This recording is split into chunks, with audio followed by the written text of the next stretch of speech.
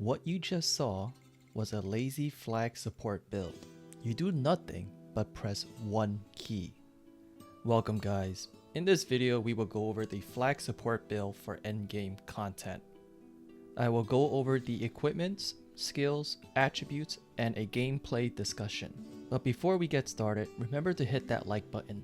Leave a comment below if you got questions, and subscribe for more future content. The following content ahead will discuss a short description of important skills. For a more thorough description of the various skills, jump to the timestamp link provided below. So to get started, the first class that you will get is the Scout class. Some key points that you'll see here is that there are three main skills that you'll be getting. That is cloaking, double attack, and free step. Now, some might argue that cloaking can be 3 out of 5 if you want dagger slash and oblique fire. Honestly, I didn't think I needed that because you will advance to the next class, which is Corsair, relatively quick, and your primary leveling skills will come out of your Corsair class. Once you advance to Corsair, there are 3 active skills that you'll be using throughout your leveling and attack, and that is the Dust Devil, Hexen Dropper, and the Quick and Dead. But the most important skill that you'll be getting to support your party is the Jolly Roger skill, and this is actually what the flag is. There are 2 attributes that you must get with the Jolly Roger skill, and that is the large flag and the boost morale. It provides synergy with the other skills such as over reinforce and swell hands, which you will advance to as an enchanter and thaumaturge class. Once you've reached enchanter class, there are 2 key points. These are the support skills that you'll be using to support your team. The most important skill in this area is the over reinforce skill. Not only that, but the attribute which requires an art is over reinforce all, which allows you to apply this to all armor. Lastly, we have the thaumaturge class. Key points here: you want swell hands. It provides synergy with Jolly Roger. The rest of the skills are pretty much self-explanatory, and you will have 15 points left over, and you could apply to your liking. Honestly, I would go for swell body because you'll make the monsters bigger and better loot, and it is actually recommended for endgame content such as Singularity. For equipments, there are some requirements that you have to obtain, and that is the Morin Ponya Revolver I-Core. This increases your Corsair skills by +2. You could get away with episode 11, the reward for the Savanos set. If you do have Ski Eclipse Varna equipment with random I-Core and fixed I-Core, I have a video below that I'll link that will showcase how to obtain those equipment. Cards are not really necessary, but it would help with survivability. Things like the blue cards, Zaura and Nueli, which provides physical and magic defense. Stone Whale and Gazing Globe are purple cards that provide additional survivability. Equipment requirements are pretty simple for this flag build. Is you want to run leather. Now, why do we run leather? Leather is a passive mastery skill that we have, and that is when 4 pieces of leather armor are equipped, our critical chance is increased by 20%. When 4 leather armor pieces are equipped, our physical and magic damage is increased by 15%. Now you might be wondering, what kind of armor should I be wearing? Now what I'm wearing is actually endgame equipment. To a certain degree, it is the Ski Eclipse Varna equipment with the Attacka Legend set enchantment. Details on how to obtain endgame equipment is in another video that I will link below, but you really want to run Savanos if you're leveling and you really don't have much money for the investment, which is a free legendary reward after completing episode 11. And in terms of what type of cards you want to use, you really don't need any cards because this is something you're basically a support class. You don't need cards. And that's pretty much it for this class build. And if you want to discuss about stats, I placed them all into con for a bit more survivability, but that's pretty much it.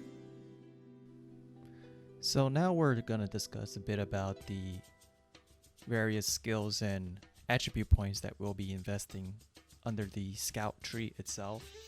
There are 3 specific skills under scout, and that is the cloaking skill, double attack, and free step. These are your own personal buffs, and within these 3 you really want to get free step enhance, cloaking enhance, double attack enhance. And that's pretty much it for this area. The second skill tree is your main skill tree. This is where your active skills come in. For the Corsair, you really want to get this as your second or main class starting, because this will help you level up.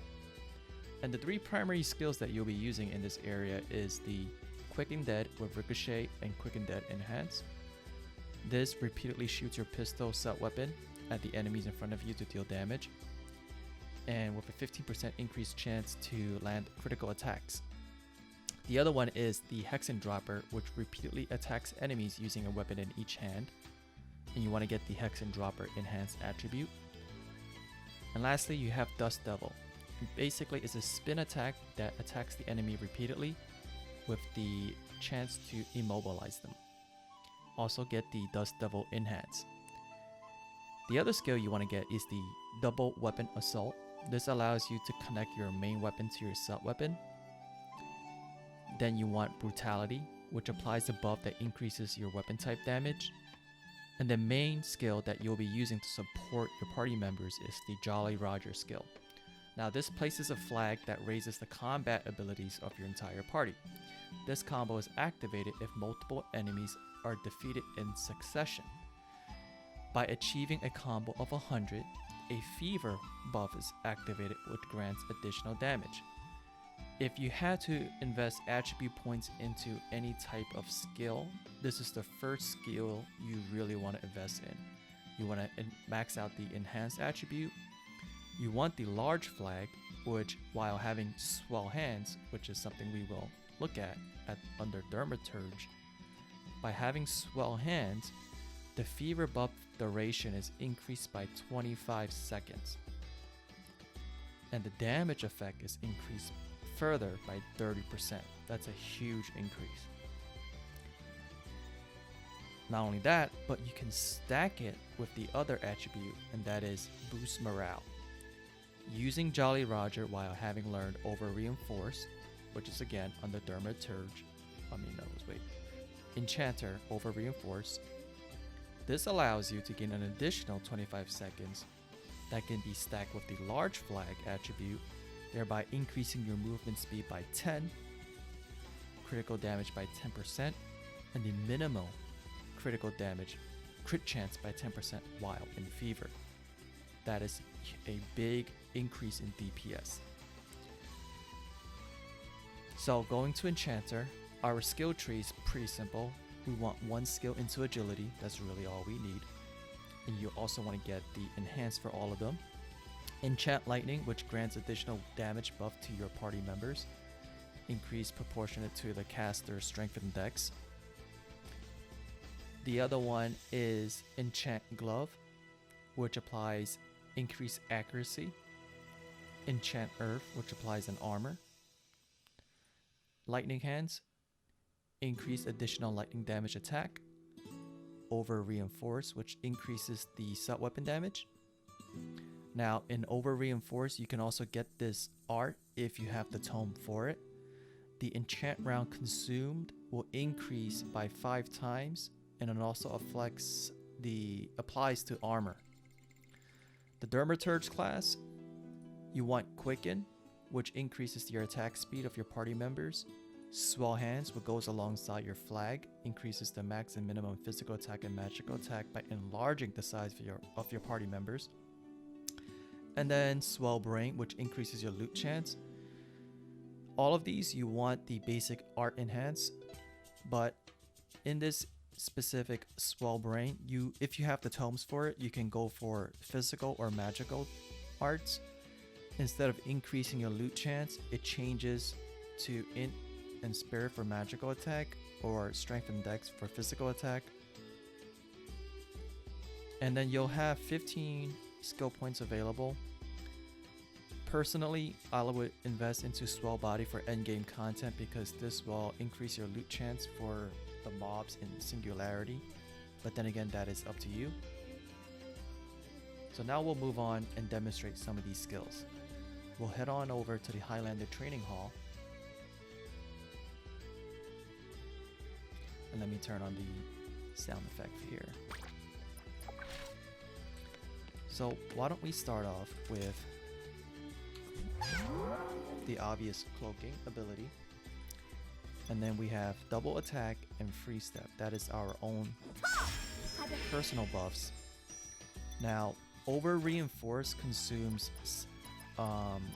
enchant rounds. You can purchase this from your scout class master. So why don't we consume that? Lightning hands. Enchant lightning.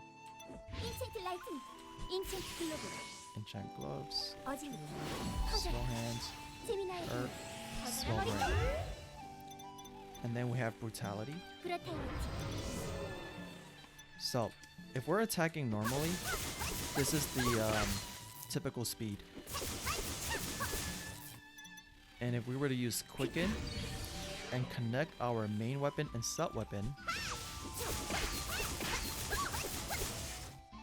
we're allowing our main weapon and the sub weapon to attack together, which is pistol and sword. Now we'll drop the flag itself and we'll look at our crit rate increase.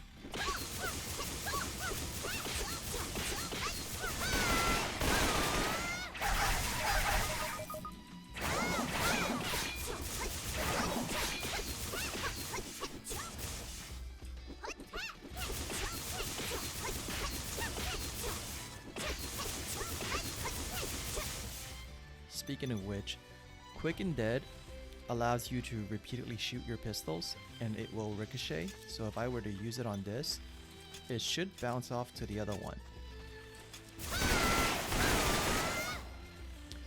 And with Hexing Dropper, you repeatedly attack the enemy. With Dust Devil, you spin and you can immobilize the enemy.